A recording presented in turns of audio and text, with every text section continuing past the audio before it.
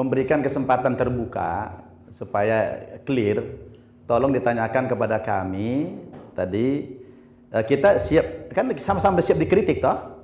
Silakan ditanyakan nanti, kan ada waktu bertanya nih. Saya minta menunggu pertanyaan daripada Dr. Moses, di mana ayat-ayat yang kontradiksi di dalam Al-Quran. Kan dari tadi ayat. Satu aja nggak apa-apa. Ya, silakan. Ya. Udah potong-potong, lu jangan potong. Udah habis waktunya. Belum. Dia udah minta maaf udah ngaku salah. Isinya jujur kalah. Udah. Silakan. Ya, tidak salah dalam arti. Silakan pertanyaan. Dalam saya menyampaikan mungkin saya dalam membahasakannya mungkin akhirnya bisa disalah tanggapi, tetapi saya tidak punya maksud untuk yang seperti dimasukkan oleh Prof. Egy. Bapak Prof. Egy. Itu dengan jujur dan rendah hati saya nanya, apa yang Anda maksud banyak kontradiksi dalam Al-Quran? Misalkan dalam hal ini usul pertanyaan contoh ya, ketika tadi kasih waktu pertanyaan. Waktu sini udah selesai sekarang. Pertanyaan ya. Ya. Tadi di awal kita diskusi sesi pertama, Prof. Egy sempat mengatakan bahwa seringkali kalau ada teroris yang disalahkan Islam. Itu yang bagi saya. Itu terorisme. Ya itu maksud saya berarti kan karena ada ketidakpahaman dalam memahami atau salah dalam memahami sehingga akhirnya mengklaim kalau teroris pasti Islam. Itu yang saya tidak mau, karena memang belum tentu teroris itu adalah umat Islam. Itu contoh bukan ayat Quran. Mana ayat Quran yang kata lu ada kontradiksi? Bukan begitu, Prof. Jadi ya oke lah, dalam arti maksud saya bukan demikian. Ya, Bukan demikian. Lu cabut statement bahwa tidak ada kontradiksi. Tidak perlu cabut statement. Saya paham betul. Dia tidak salah. Begini loh. Saya jujur. Gini loh Pak. Jujur apa? Pak Profesor gini. Anda tadi itu bahasa Alkitab. Maaf, saya ambil lagi. Ini waktu gue lo bilang. Anda punya. Tidak relevan itu. Tidak relevan. Anda tadi mengatakan. Justru tidak relevan. Tidak relevan. Begini. Mic-nya Mas, tolong Mas, mic-nya Mas. Udah deh. Saya jelaskan dulu Pak. Saya jelaskan dulu. Udahlah, nanti kita masih. Enggak, pertanyaannya tadi belum dijawab. Belum kami jawab. Yang mana pertanyaan? Pertanyaan Profesor Egy kami belum jawab kan? Kami jawab dulu. Yang mana? Ya, kami jawab dulu. Yang gua Ya. bertanya sama dia, buktikan satu ayat saja yang Al-Quran itu Ya, berkontradiksi. saya jawab. Ya. Saya jawab pertanyaan dari Profesor Egy tadi, ya. Yang pertama tadi mengenai Roh Kudus ya. Kalau dia Allah, mengapa dia utusan yang lain ya? Kata Yesus dia diutus ya. Nah, ya itu saya jawab sekarang. Ya, jadi pertanyaan-pertanyaan semacam ini itu yang saya katakan tadi lahir dari ketidakmengertian terhadap ajaran Kristen. Mengapa? Karena Roh Kudus itu diutus oleh Bapa maupun Tuhan Yesus itu dalam konteks redemption atau karya penebusan, ada konteksnya. Jadi setiap teks, setiap kata atau setiap argumentasi atau pernyataan atau apapun itu ada konteksnya. Kita tidak bisa cabut dari konteksnya. Dan konteksnya itu adalah bagaimana Roh Kudus melanjutkan karya penebusan yang dijalankan oleh Tuhan Yesus. Jadi Sang Logos diutus ke dalam dunia, mengambil natur manusia, dan di dalam kemanusiaannya dia menebus umat manusia dan mati di atas kayu salib. Setelah tugasnya selesai, sekarang pribadi ketiga itu yang melanjutkan. Jadi dalam hal ini itu tidak ada hubungannya dengan pertanyaan. Ini membuktikan bahwa Roh Kudus bukan Allah. Itu masalah karya. Bapa mengutus anak, anak menyelesaikan karya penebusan, mati di atas kayu salib. Sekarang giliran Roh Kudus. Jadi itu tidak membuktikan bahwa Roh Kudus terbatas. Roh Kudus sudah ada secara kekal, tapi sekarang gilirannya melanjutkan karya penebusan. Cuma itu. Waktu saya menjawab Pak, saya jawab semua pertanyaan Anda. Sudah selesai, pertanyaannya belum selesai. Selesai 10 menit. Sudah kita sepakati tadi. Sudah saya bilang. Kamu membatasi konsep Tuhan. Anda tadi sudah sepakat. Ganti sambil jawab. Ini waktu saya diambil dia. Dia belum hak jawab. Gue belum selesai. Lu gimana logikanya? Sudah 10 menit. Kalau di situ tadi. Ya. Udah 10 Yang menit. kedua, Harus ditambah. yang kedua, saya sudah menjelaskan berulang-ulang tadi, sekali lagi itu salah kaprah yang diulang-ulang. Saya sudah menjelaskan tadi Yesus mempunyai dua natur yang berbeda. Natur yang pertama Allah karena memang dia Allah dari kekal sampai kekal. Yang kedua, dia mengambil natur manusia di dalam inkarnasi ketika datang ke dalam dunia. Nah, di dalam natur manusianya logis lahir dari seorang perempuan. Udah dong. Itu adalah sesuatu yang sangat logis. Sanggah dari Jadi- tadi. 5 menit. Masih 5 menit. Jadi ini masih waktu saya. Jadi tadi Profesor Eki mengulang-ulang mengatakan kalau Yesus. Ente ngomong waktu saya diambil. Enggak, ini sudah giliran saya Iya, menjawab. benar ya. Lu hadir. Kenapa dia dikasih bicara kok kagak? Sudah giliran saya ini. Gua belum selesai. Dia mau jawab aja. Nanti habis ini apa? Udah, kalau itu boleh. Ya. Ya, baik-baik saya lanjut ya. Jadi ya. Jadi tadi dikatakan kalau Yesus itu Allah, kenapa lahir dari perempuan? Ini kan tidak mengerti penjelasan kami bahwa Yesus mengambil natur manusia sepenuhnya, tubuh dan jiwa. Nah, di dalam natur manusianya itu logisnya adalah tidak pok dari langit, tapi lahir dari seorang perempuan. Itu rasional. Dia terbatas, dia bertumbuh dari kecil sampai besar. Ketika dibunuh di atas kayu salib, manusia Yesus kemanusiaannya bisa mati. Kalau orang Kristen berkata Yesus adalah Tuhan, dia adalah manusia sekaligus adalah Allah, campur baur begitu. Lalu kemudian orang bertanya, kalau begitu kalau dia adalah Allah juga, ya yang jalan-jalan itu, tubuhnya itu juga adalah sifat Allah begitu. Nah, ini namanya berkontradiksi, kok bisa mati? Tapi memang kemanusiaannya sungguh-sungguh manusia. Kalau mati ya wajar, logis. Apanya yang mau ditanyakan? Betul-betul manusia dalam kemanusiaan, punya tubuh dan jiwa. Tapi dalam kealahannya, dia sungguh-sungguh Allah, Maha tahu, tidak terbatas dan lain sebagainya. Anda boleh tertawa, tapi ini sangat logis. Tidak ada di sini yang melanggar hukum non kontradiksi. Coba kita uji sekarang, nggak ada. Coba ada yang berani tidak menguji? Nggak ada. Tidak ada yang berani menguji kan? Yesus punya dua natur yang berbeda. Dia Allah sepenuhnya, manusia sepenuhnya. Dalam kemanusiaannya dia mati.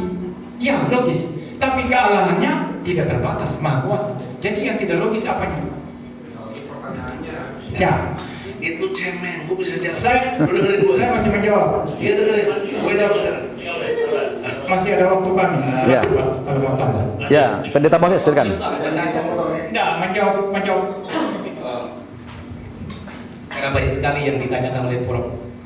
Pertanyaannya tadi, Yesus tidak pernah klaim dirinya Tuhan. Ya. Ya. Sembahlah aku. Pertanyaan kedua, jika Tuhan Trinitas itu konsepnya, kenapa Israel tidak menyembahnya? Padahal Israel tadi main Oke, baik. Silakan. Ya, baik. Saya tunjukin teks saja supaya cuma begini. Jawaban pertama saya, bagaimana hal yang ada di dalam kitab suci lain dipakai untuk menjadi syarat dalam kitab suci yang lain. Itu menjadi sesuatu yang tidak logis. Gitu ya. Karena di dalam kitab suci kami memang tidak hanya terdiri dari satu jenis sastra saja, sehingga harus menuntut perkataan itu. Tapi saya ingin tunjukkan, ya, bisa ditampilkan ya, tunjukkan di sini pasal yang ke-5, itu ya, supaya kita objektif ini ya dalam hal ini. Ketika saya buka di dalam Injil Lukas pasal yang ke-5, saya bawa juga yang fisiknya supaya lebih gampang juga ya. Injil Lukas pasal yang ke-5 tentang satu peristiwa di mana ada orang yang lumpuh begitu ya, yang lumpuh lalu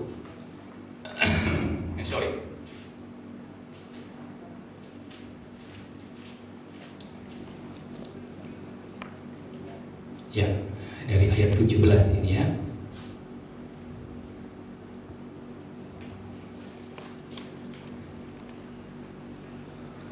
Ya, ayat 20 sampai 21. Coba ayat 21. Tetapi ahli-ahli Taurat dan orang-orang Farisi berpikir, karena ayat 20 ya, ketika Yesus melihat iman mereka, berkatalah ia, hai saudara, dosamu sudah diampuni. Tetapi ahli Taurat dan orang-orang Farisi berpikir, dan dalam hatinya, siapakah orang-orang yang menghujat Allah ini? Siapakah orang yang Yesus dianggap menghujat Allah karena dia mengampuni? Karena dalam konsepnya Yahudi, yang bisa mengampuni itu adalah Allah. Itu ya. Tapi pada akhirnya, perhatikan dalam konteks kalau bacakan secara utuh, pada akhirnya Yesus mengetahui pikiran mereka, lalu mengatakan, Yesus mengampuni orang yang mengaku itu. Jadi ini bahasa yang dipakai dalam narasi Injil untuk menyatakan bahwa itu Allah karena dia mengampuni.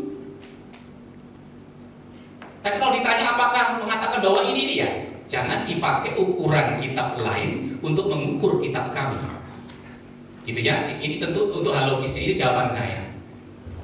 Oke, waktunya habis, extend. Oke, cukup. Jawab ya.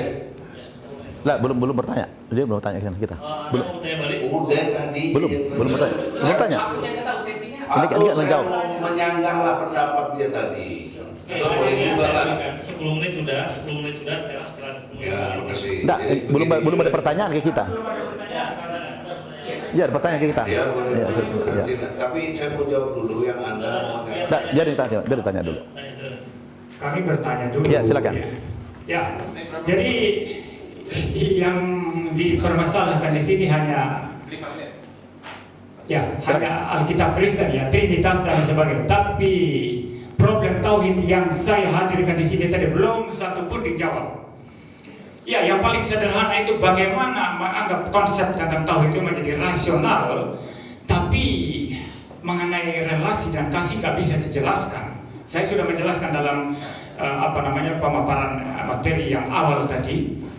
Kalau kita mempercayai bahwa Allah hanya satu pribadi mutlak, maka di dalam satu pribadi yang mutlak itu kita tidak bisa membicarakan subjek dan objek.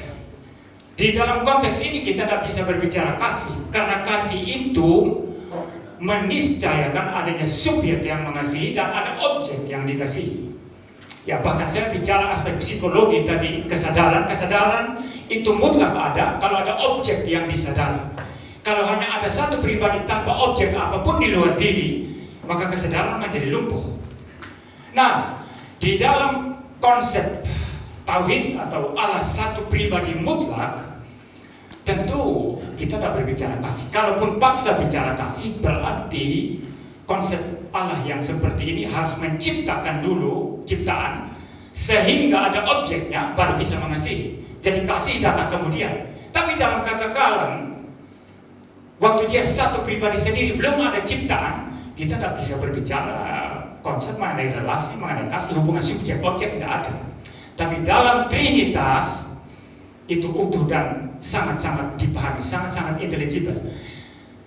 Pertanyaan saya ini silakan dijawab dengan teologis dan filosofis dan juga logis. Ya, pertanyaan saya yang ingin saya tanyakan kan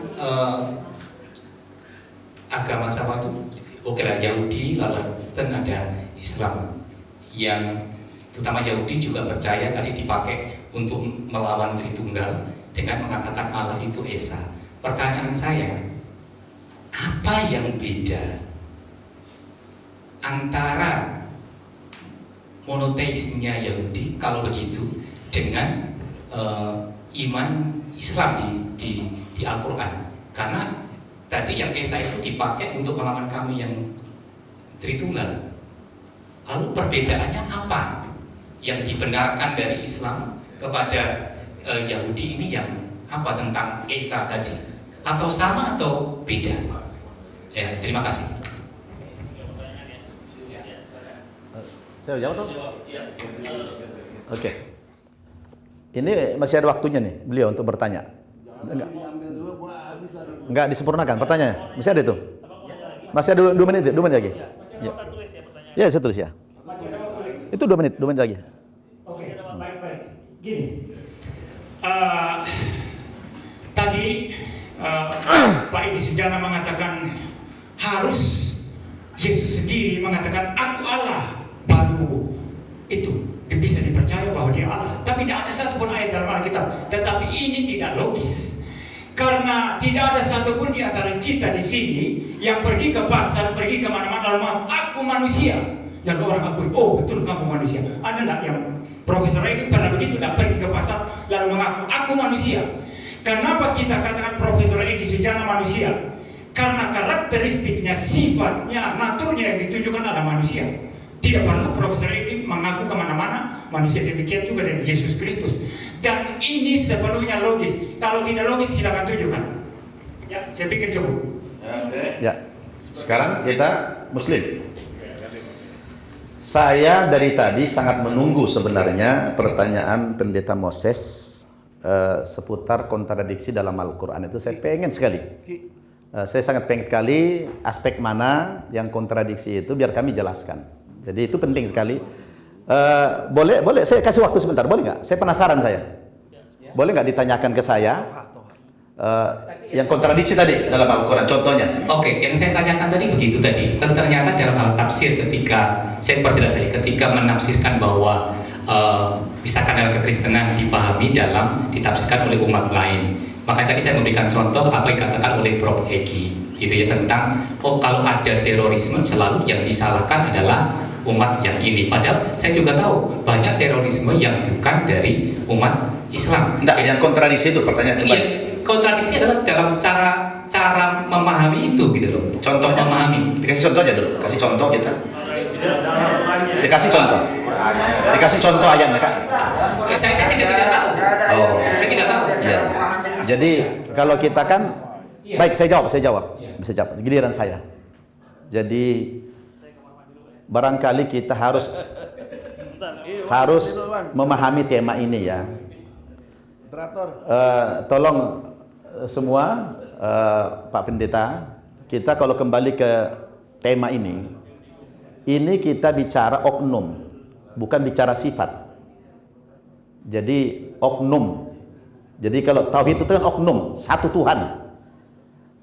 Bukan bicara sifat. Kalau tadi Pendeta Marwali bicara tentang nama-nama Allah, itu sifat. Jadi sifat Allah dengan oknumnya beda, dengan zatnya beda. Jadi zatnya, oknumnya itu satu. Oh, sifatnya tidak terbilang. Allah itu maha penyayang, maha pengampun, maha pengasih, maha pemberi. Itu sifat. Yang kita bahas ini adalah bagaimana melogikakan tauhid. Oh, cukup enggak Tuhan satu. Kan gitu. Boleh nggak saya potong? Ya, boleh, nggak apa-apa. Yang ingin saya tanyakan, kalau itu sifat, kalau hanya satu saja, tidak ada yang lain sejak kekal, hanya satu saja. Satu oknum saja. Bagaimana yang maha kasih dan maha adil itu direalisasikan? Baik. Jadi, kembali saya ke tema ini. Saya tadi bikin satu analogi. Memahami konsep satu Tuhan. Jadi, tadi dibilang, oh di dalam Al-Quran tidak ada kata tauhid. Kan gitu? Tauhid itu dari kata wahid, artinya satu. Itu kan bahasa Arab aja. Itu kan persoalan bahasa. Ya. Tauhid sama dengan kalimat wahid, satu. Wahid itu satu. Jadi berarti tunggal, esa, gitu kan? Nah, sangat logis kalau Tuhan satu. Dan sangat irasional kalau Tuhan lebih dari satu. Di dunia saja saya katakan tadi, kalau ada dua yang memimpin dalam satu negara misalnya, itu akan terjadi kerusakan, akan berantem. Apalagi dalam konteks mengatur alam ini, sangat logis kalau satu Tuhan. Saya potong lagi. Iya, silakan. Pertanyaannya, apakah dalam pemahaman kami memiliki lebih dari satu Tuhan? Oh iya, kalau kembali kepada teks, karena Pendeta Marwali selalu mengatakan kalian tidak punya otoritas menafsirkan kitab suci kami. Kok rumit amat? Sebenarnya kembali kepada teks yang kita bicarakan ini, teksnya ada. Jadi Perdebatan- contoh. Perdebatan ini konsep kami yang Anda serang sekarang, bukan Ya. tafsiran Anda terhadap Alkitab. Kan Konsep karena- kami tentang Trinitas itu Betul. adalah Anda serang. Silakan. Jangan mengutip ke Alkitab. Itu tafsiran Anda terhadap Alkitab nanti. Enggak, justru saya menjawab pertanyaan beliau. Nah, Ya, kan tadi kan jadi saya jawab. satu Tuhan itu logis, gitu kan? Yang dalam Al-Quran kami tadi dikatakan, "Lau kana fihima alihatun illallah lafasadata." Kalau di langit dan di bumi ada Tuhan yang macam-macam, maka terjadilah kehancuran, kata Allah. Memang logis. Dalam bernegara saja 2 pemimpin, apalagi 3, apalagi lebih, hancur. Maka Allah itu zatnya adalah satu oknumnya, tidak berbilang, tidak ada istilah-istilah yang lain, tidak ada terminologi Tuhan Bapa, Tuhan Anak, Tuhan Roh Kudus, itu tidak ada. Jadi mudah sekali. Maka kalau Anda membaca Al-Quran kami terbuka dibaca Al-Qurannya dan terbuka untuk ditafsiri, asal punya otoritas kemampuan bahasa, karena Al-Quran kami berbahasa Arab.